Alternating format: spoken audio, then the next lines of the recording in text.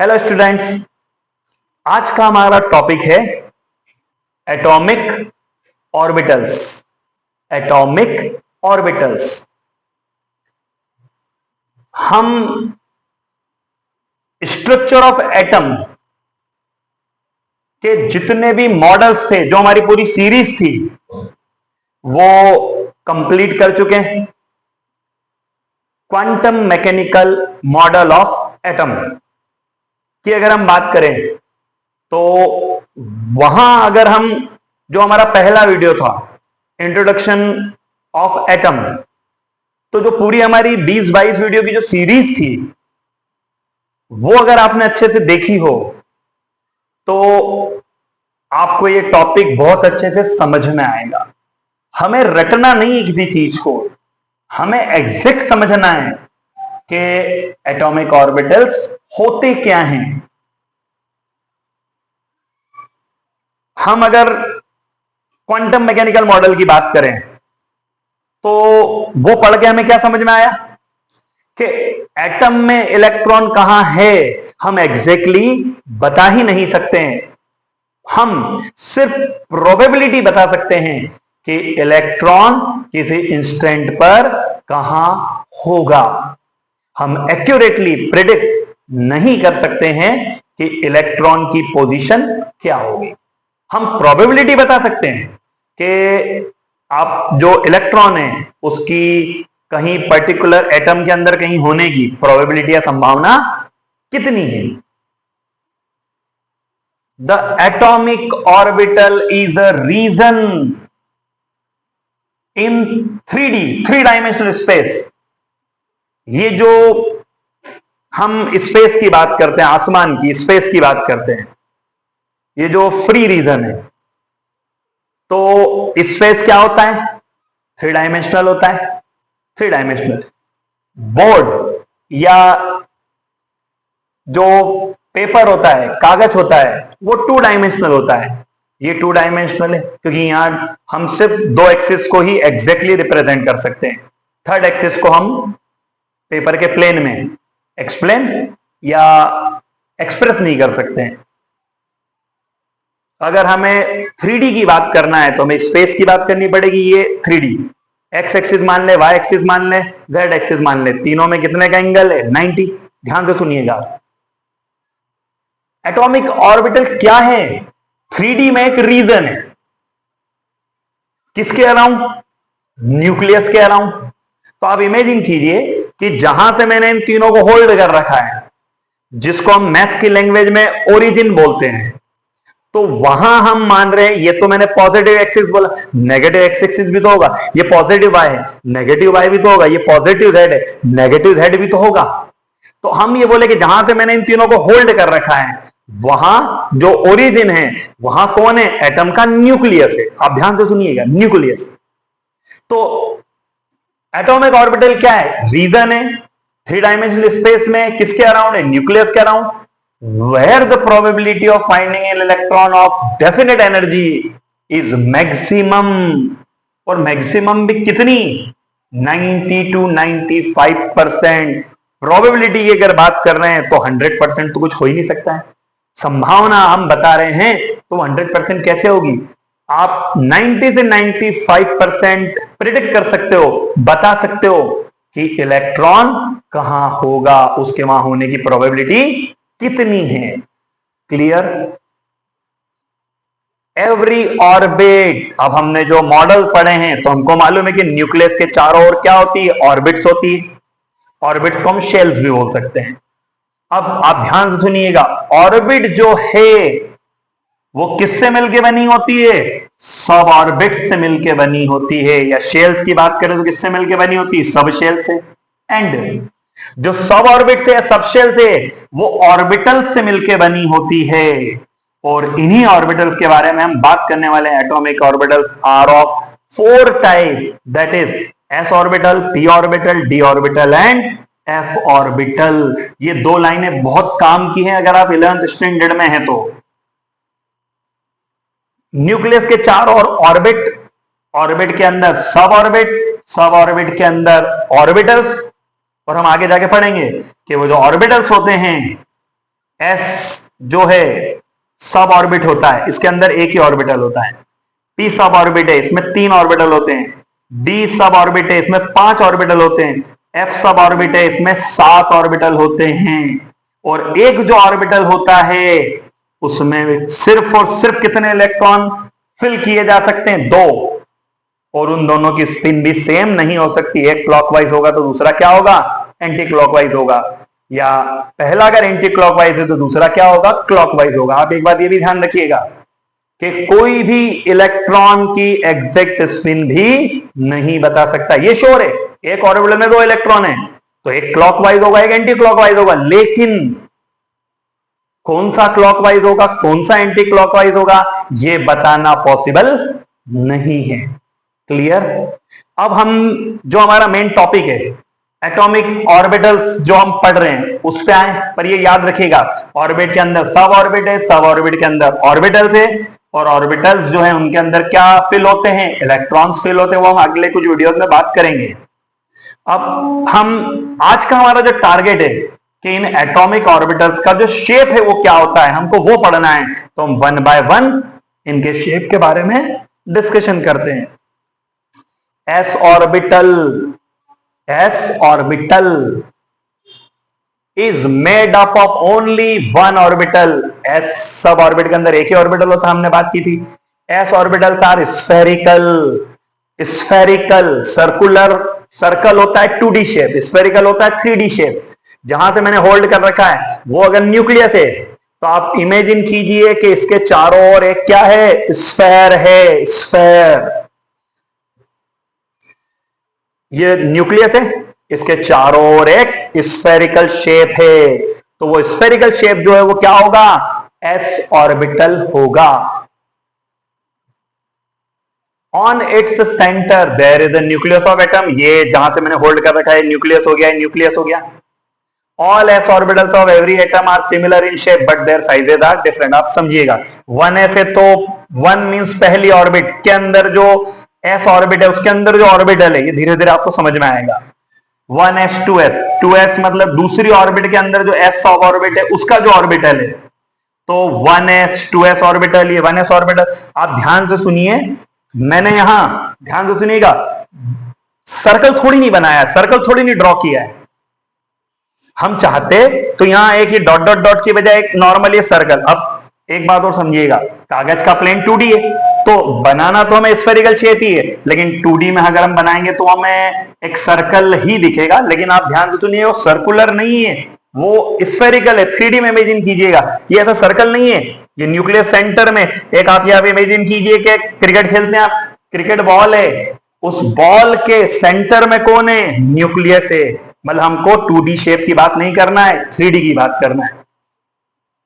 ये dot dot dot से represent करने का क्या औचित्य है? तो आप समझिए, ये डॉट डॉट डॉट डॉट जो पूरा रीजन है जिसको आपने 1s ऑर्बिटल बोला है, ये इन सभी जगह इलेक्ट्रॉन के होने की प्रोबेबिलिटी है। इलेक्ट्रॉन यहां भी हो सकता है, यहां भी हो सकता है, यहां भी हो सकता है, यहां भी। ये पूरा रीजन मिलके क्या बना रहा है? 1s ऑर्बिटल बना रहा है। ध्यान से सुनिएगा, नॉर्मल अगर बात करें तो मैं एक यहां एक सर्कल ड्रॉ कर देता, आपको बोल देते हैं s ऑर्बिटल है। नहीं, हमें एग्जैक्ट बात करनी है, डिटेल में बात करनी है कि हम क्या पढ़ना चाह रहे हैं।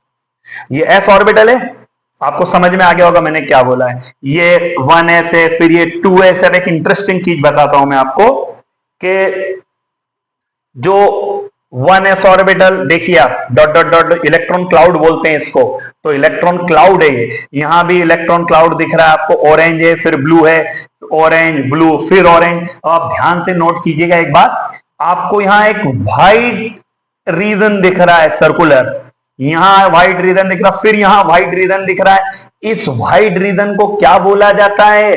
नोड बोला जाता है, नोड। ये एक नोड है, 2 है तो नोड्स लिख दिया हमने। नोड क्या होता है? नोड वो रीजन होता है जहां इलेक्ट्रॉन के होने की प्रोबेबिलिटी कितनी होती है? 0 होती है। मतलब यहां इलेक्ट्रॉन होगा, यहां भी होगा, लेकिन इस बीच वाले रीजन में इलेक्ट्रॉन के होने की प्रोबेबिलिटी 0 है। यहां होने की प्रोबेबिलिटी 0, यहां होने की प्रोबेबिलिटी 0। इसको एग्जैक्ट क्लियर कीजिएगा। क्लियर? ये इलेक्ट्रॉन प्रोबेबिलिटी बता रहे हैं, वही ऑर्बिटल की बात ही कर रहे हैं हम। तो ऑर्बिटल होते ही क्या है, एक रीजन है 3D में, कुछ भी नहीं है, जो क्या बताएगा, इलेक्ट्रॉन के होने की प्रोबेबिलिटी बताएगा। और ऑर्बिटल में इलेक्ट्रॉन होता है, इसकी प्रोबेबिलिटी कितनी होती है, याद रखिएगा 90 to 95% होती है। क्लियर।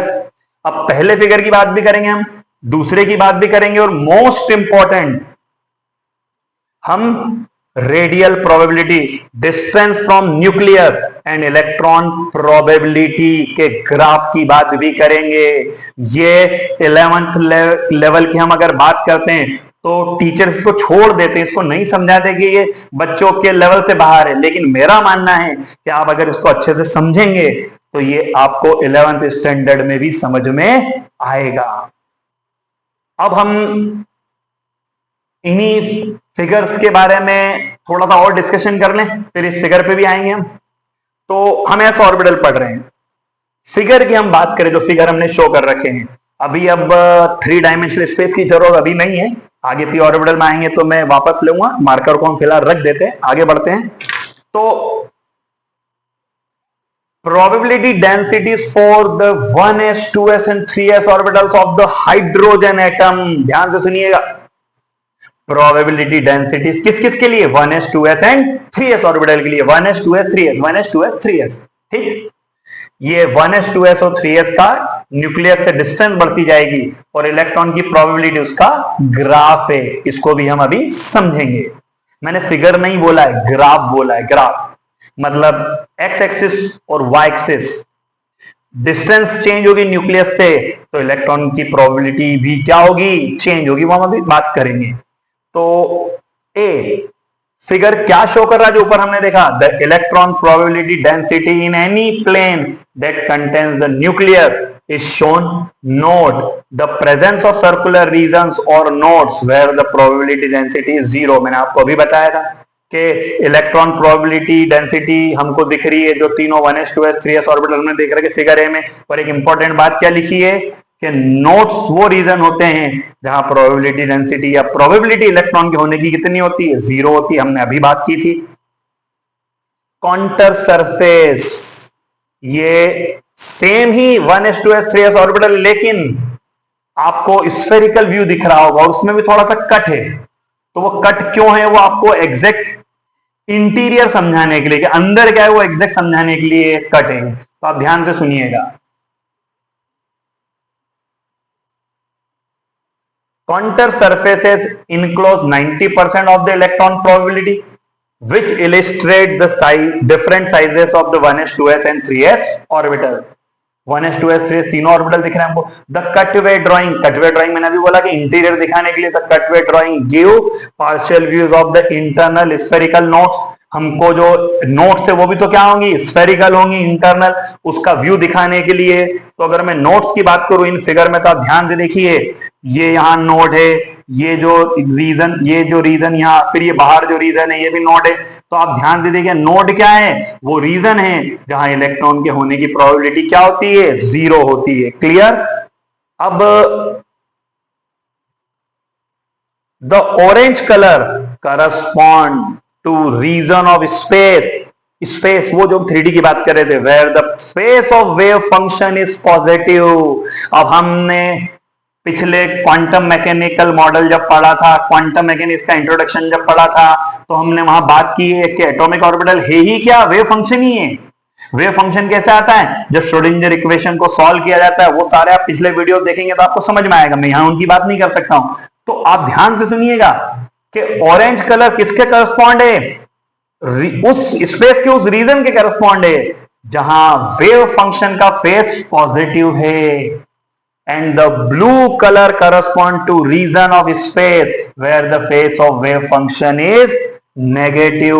अब आप वेव फंक्शन की बात हम कर रहे हैं, हमको मालूम है कि इलेक्ट्रॉन के साथ वेव एसोसिएटेड होती है, हम पढ़ चुके हैं, पूरा वेव पैकेट ही एसोसिएटेड होता है, ये भी हम पढ़ चुके हैं।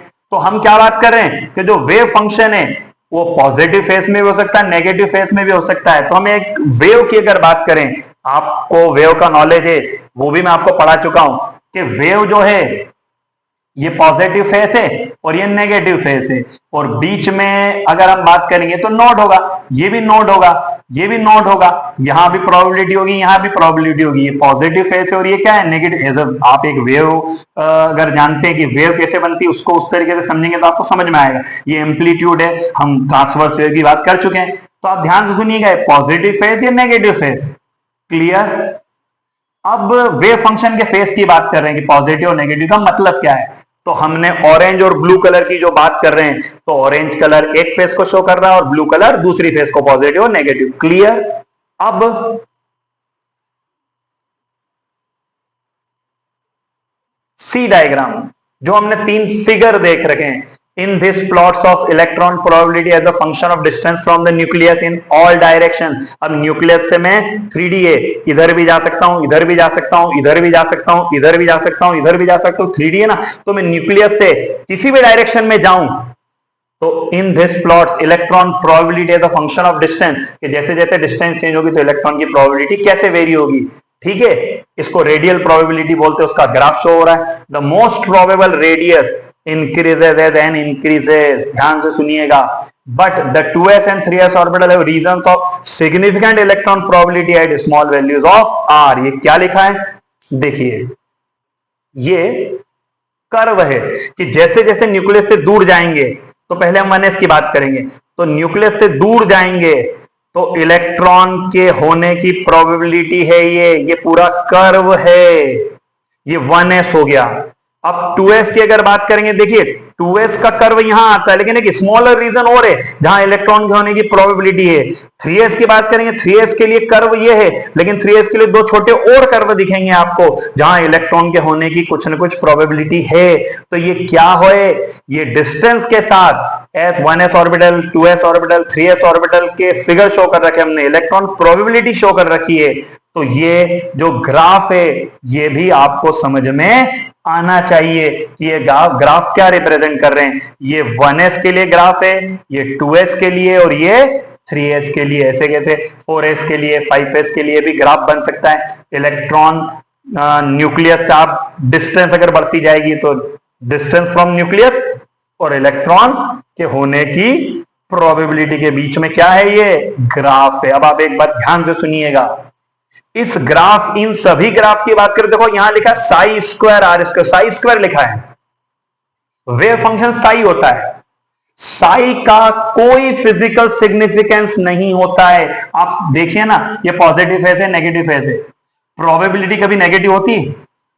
प्रोबेबिलिटी कभी भी नेगेटिव नहीं होती है, प्रोबेबिलिटी हमेशा पॉजिटिव होती है। मैं आपसे बोलूं, आपने कॉइन को टॉस किया, हेड आने की या टेल आने की प्रोबेबिलिटी कितनी है? तो हेड आने की प्रोबेबिलिटी भी 1 है, टेल आने की भी 1 है, टोटल 2 है। तो हेड आने की प्रोबेबिलिटी 1/2, टेल आने की प्रोबेबिलिटी 1/2, पॉजिटिव नंबर आया। नेगेटिव कैसे आएगा प्रोबेबिलिटी? तो प्रोबेबिलिटी नेगेटिव नहीं होती है, मतलब वेव नंबर का कोई फिजिकल सिग्निफिकेंस नहीं होता है, साई का कोई फिजिकल सिग्निफिकेंस नहीं होता है। मॉड ऑफ साई स्क्वायर का क्या होता है? फिजिकल सिग्निफिकेंस होता है। और मॉड ऑफ साई स्क्वायर का जब हम डिस्टेंस के साथ ग्राफ प्लॉट करेंगे तो ये कर्व हमको देखने को मिलेंगे। ये आप बहुत अच्छे से समझिएगा, क्योंकि कर्व जो है, इसमें आप पॉजिटिव एक्सिस वाई एक्सिस में गए हो, नेगेटिव में कहां गए हो, तो प्रोबेबिलिटी कभी भी नेगेटिव नहीं हो सकती। तो ये साई स्क्वायर का ग्राफ है, किसके साथ में? डिस्टेंस फ्रॉम न्यूक्लियस के साथ में, क्लियर। अब पी ऑर्बिटल, अब मैंने आपको एक बहुत डिटेल में जो समझना है वो चीजें समझा दिए।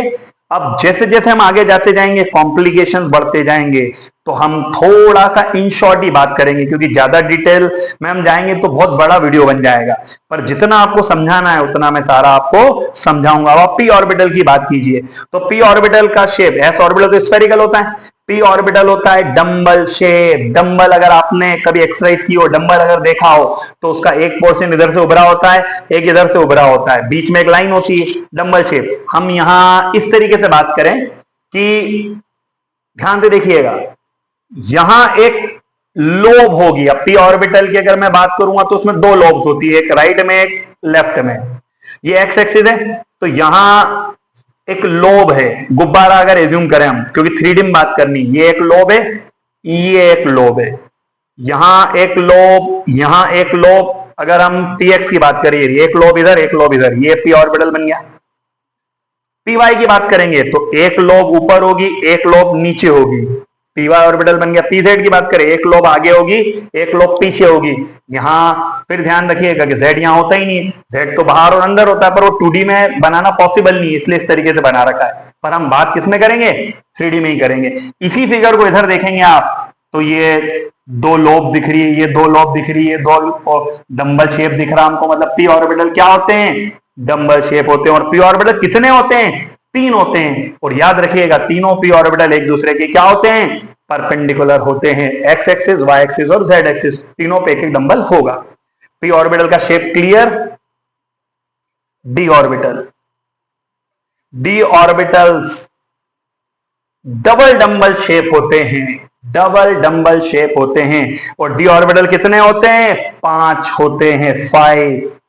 इन पांचों डी ऑर्बिटल की एनर्जी क्या होती है, सेम होती है, लेकिन इनका ओरिएंटेशन क्या होता है, अलग अलग होता है। ओरिएंटेशन अलग अलग होता है, मतलब स्पेस में ये अलग अलग तरीके से ओरिएंटेड रहते हैं। The shape and orientation of D orbital, हम अगर फिगर में बात करें, ध्यान से देखिएगा, बहुत इंपॉर्टेंट है ये।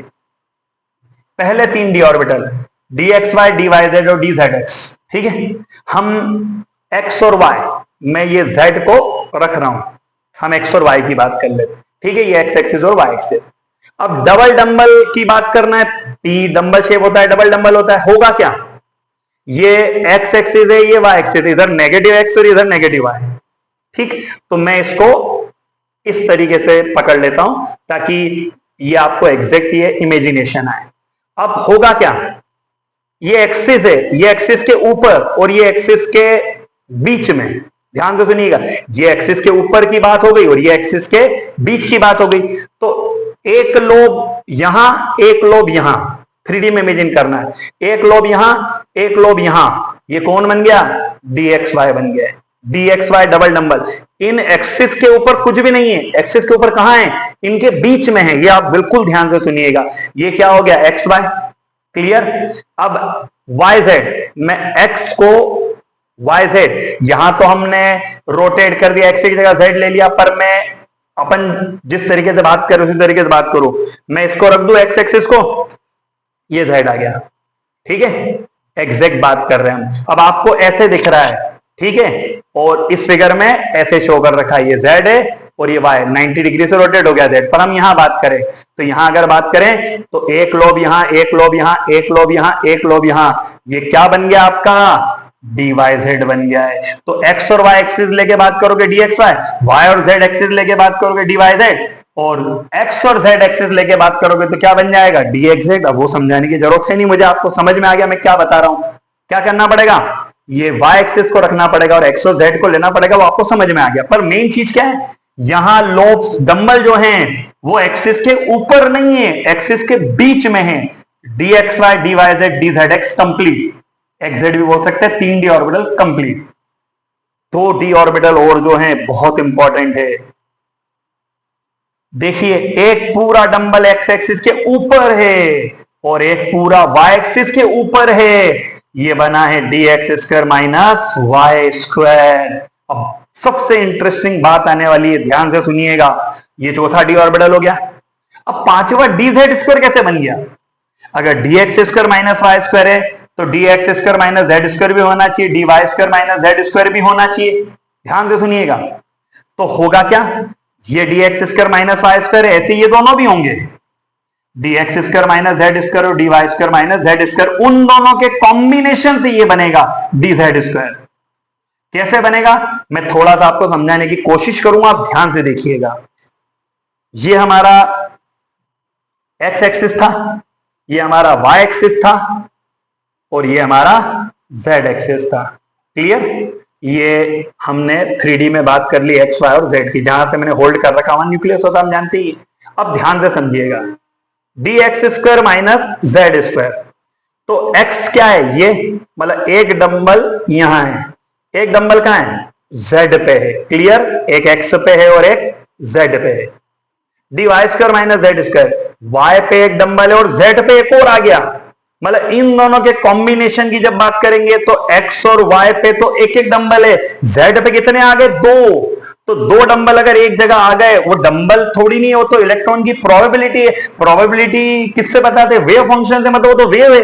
तो वेव का क्या होता है? इंटरफेरेंस होता है, कंस्ट्रक्टिव डिस्ट्रक्टिव सब पढ़ रखा हमने। तो आप ध्यान से सुनिए, जब दो z ऑर्बिटल यहां रहेंगे तो वो दोनों क्या हो जाएंगे? बड़े हो जाएंगे शेप में, और y और z कॉन्ट्रैक्ट हो जाएंगे। तो y और z मिलकर तो ये सर्कुलर जो दिख रहा है वो बनाते हैं रिंग टाइप, और z जो है वो बहुत बड़ा डंबल हो जाता है, क्योंकि यहां कितने z हैं? दो z है। क्लियर होना चाहिए आपको मैं क्या बोल रहा हूं। तो 3d ऑर्बिटल समझ में आया, चौथा समझ में, और पांचवा dz2 इन दोनों के कॉम्बिनेशन से बनता है। क्लियर? ये पांचों का शेप हम धीरे धीरे और आगे बढ़ेंगे तो इनके बारे में और डिस्कशन करेंगे।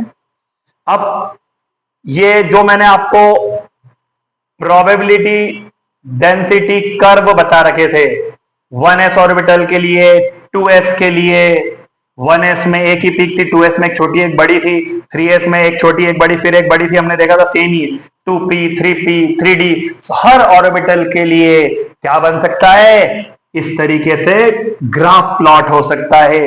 ये आपको समझ में आना जरूरी है, और पॉजिटिव क्यों है वो मैं आपको वीडियो में आगे एक्सप्लेन कर चुका हूं। एफ ऑर्बिटल, इनका शेप बड़ा कॉम्प्लेक्स होता है, उसको डिफ्यूज या मल्टी लोब्ड बोला जाता है। इसकी जरूरत बहुत कम पड़ती है 11th लेवल में, तो हम इसके बारे में ज्यादा डिस्कशन नहीं करेंगे। सिर्फ इतनी बात करेंगे कि एफ ऑर्बिटल्स कितने टाइप के होते हैं? 7 टाइप्स के होते हैं, और उन सातों के नेम और फिगर आपको शो हो रहे हैं। इसको हमको ज्यादा डिटेल में बात नहीं करना, क्योंकि 11th के लेवल से ये बहुत ज्यादा क्या है? कॉम्प्लिकेटेड है। एसपीओडी की आपको जरूरत पड़ेगी, वो मैंने तीनों आपको बहुत अच्छे से क्या कर दिए हैं? एक्सप्लेन कर दिए हैं। आई होप सो कि आपको एटॉमिक ऑर्बिटल जो हमारा टॉपिक था वो बहुत अच्छे से समझ में आया होगा। इन शॉर्ट आप याद रखिएगा कि एसपीडीएफ तो सब ऑर्बिट है, जो ऑर्बिट के अंदर सब ऑर्बिट्स होती है। सब ऑर्बिट्स के अंदर जो ऑर्बिटल्स होते हैं वो हमने पढ़े। एस में एक ही होता है, पी में 3 होते हैं, डी में 5 होते हैं, और एफ में कितने होते हैं? 7 होते हैं। ये आप याद रखिएगा। ये एटॉमिक ऑर्बिटल हमारा टॉपिक कंप्लीट हो गया है। मिलते हैं नेक्स्ट वीडियो में। Thank you.